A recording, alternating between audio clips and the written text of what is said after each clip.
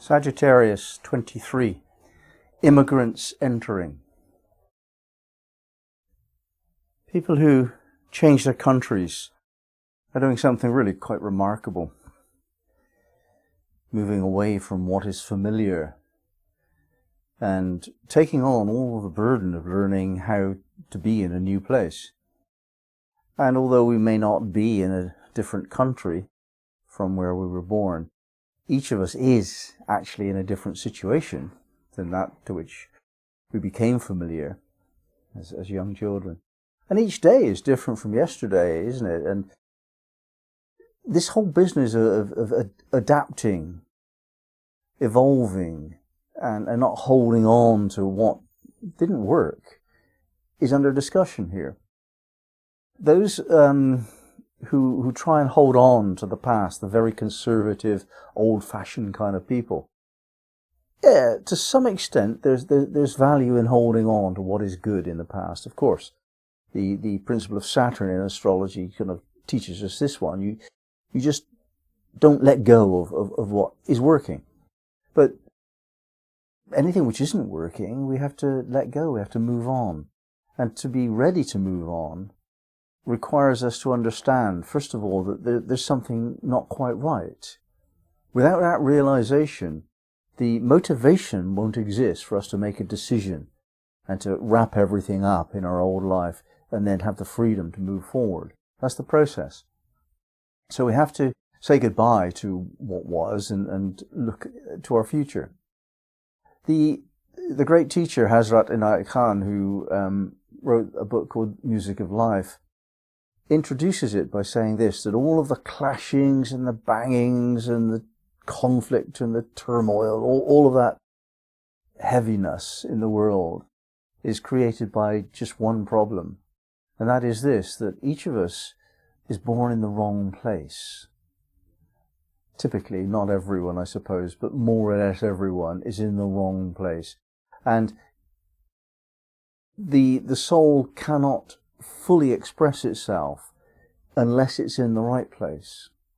So we elbow ourselves around and try to find that place which is the end of all restlessness, a place where we can feel totally at peace and yet creative and imaginative and in keeping with the soul's vitality. In other words, there is a place for us all, and we weren't born there. To find your place in the world, and this could be geographical, probably you do have to move physically, but most particularly it's cultural. You were born to understand your parents' culture and their neighbours and their living conditions and so on. And that became the foundation of your life. But it isn't your life that you were born into, it's their life. And you have to actually grow to be strong enough to create your own life. And that requires a certain ardent spirit. The sheep of the world can't do this. The goats can. It's a really good image, the sheep and goats image. The goat will put up with all manner of austerity and eat things that other animals won't eat, and get to the heights of a mountain and be precariously positioned simply to overcome all of the challenges that comes its way. Whereas the sheep just don't do anything but eat grass and follow somebody who's a bit different, the black sheep, and they don't make any progress. And you have to decide which of those two types of person you are. If you're interested in spiritual development, then surely you must be a goat. And that means you have to undergo some hardship at times, put up with receiving less than what you would like to receive, being different from the pack, being disliked, therefore, because of that.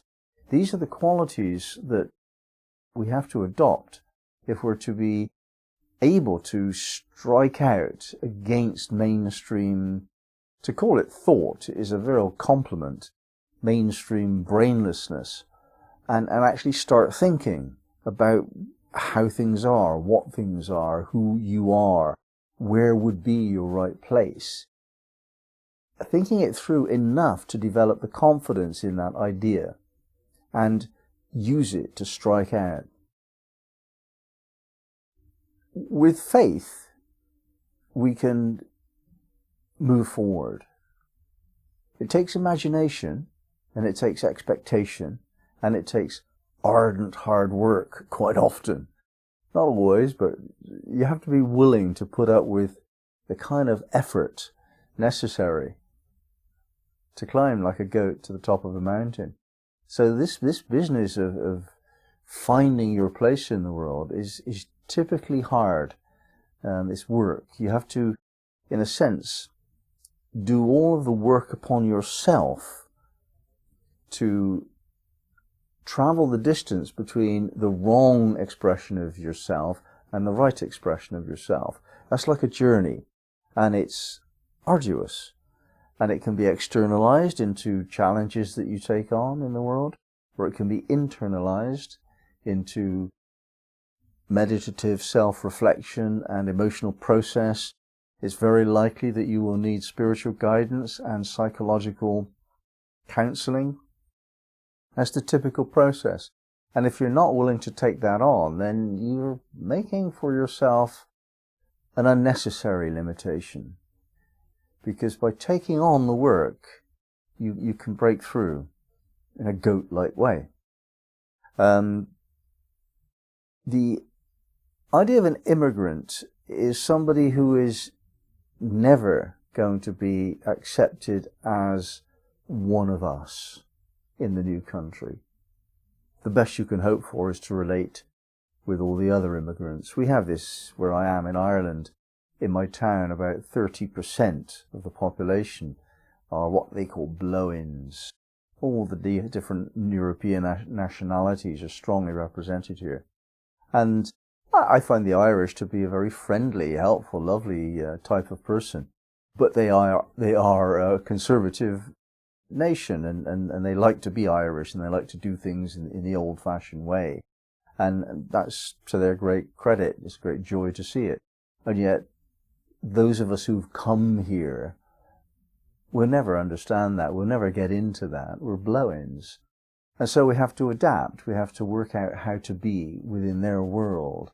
And that's a part of what keeps me alive, to try and work out how to be a little bit different to fit into that new world. So this is obvious on that level of an immigrant, me, in a new country that wants to be the same as it's always been.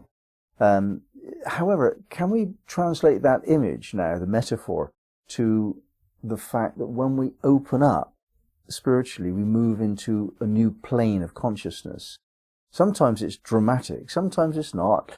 The gradation of awakening can be very gentle over a long period of time. You're climbing up a gentle hill. But at times there's this shift into a very much higher realm of consciousness. You can change your level. You just awaken to a new realization of how life is. And that new field of consciousness is just like a new country. You're an immigrant onto that plane of consciousness. And all the rules are different, and the ways are different, but they are so in a subtle way. And we have to learn how to be more awake, how to do things differently because we're more awake. It isn't just enough to have philosophical insights or heart-opening realizations. That's great. That's really lovely. That's the juice of our work. But it's not enough. What follows that is the assimilation process. And the assimilation process means we have to remold ourselves, become a different person to fit into this new world. That means we have to relook at all of our ideas, our beliefs, our philosophies and principles and practices. We have to look at all of those things to see whether, for example, Whereas before it was entirely appropriate to be cautious and guarded against certain things, loss of money, for example, and just making sure you've got bread on the table. When you move into a higher level of consciousness, it may be necessary to stop doing that, to actually stop working to protect yourself and renew your depth of faith that because you're working for God, then God has the responsibility to keep you fed. That's quite a stage of development of faith, that you don't worry about money. And you don't worry about your reputation either. You're going to be seen as more weird, and people will gossip and attack you because of that if you awaken to a higher level of consciousness. So you just have to accept that.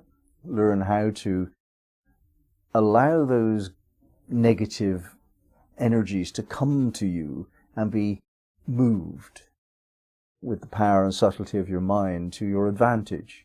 You've got to learn new things, new techniques. And that's how you assimilate it all.